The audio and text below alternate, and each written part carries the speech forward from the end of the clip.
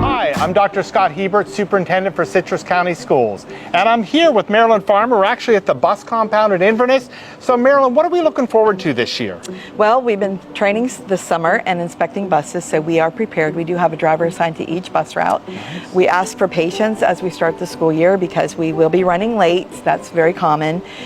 We do have a hotline for bus route information that will run from August 6th through August 11th. That number is 352-637-9710. So we have about 9,000 students, I understand, that we transport each and every day. Is that correct? That is correct. And so as we're doing that, and I think, Ms. Farmer, you described this first few days, why is it a struggle for the buses to not be exactly on time? What are the drivers dealing with? Drivers are dealing with new traffic conditions that have changed over the summer.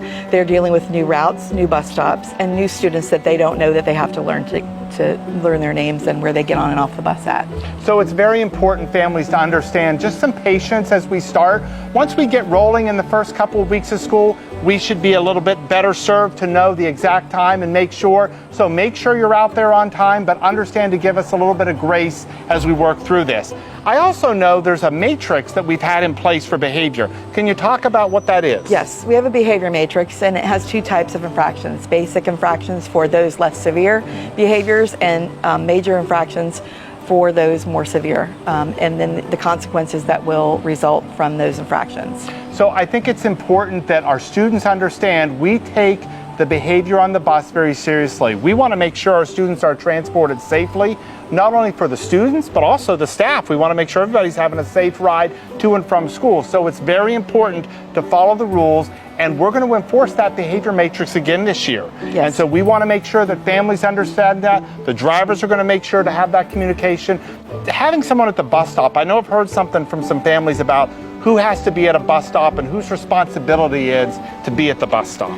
We do require a parent or an approved guardian to be at the bus stop for pre-K and kindergarten students when we drop off in the afternoons. We will not release those students unless there is an approved adult at the bus stop. But on Monday, all of our buses are going to be back on the road. We have a great partnership with the Citrus County Sheriff's Office, and we want to make sure families understand what the rules are when they see a yellow bus on the road. So Marilyn, what are the lights and the bars? What does all that mean for families? So when you see the yellow lights, or we call ambers, that means you need to use caution and prepare to stop.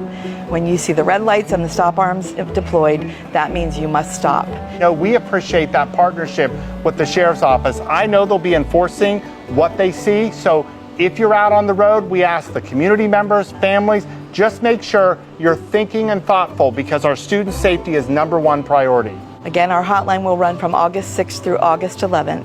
That phone number is 352-637-9710.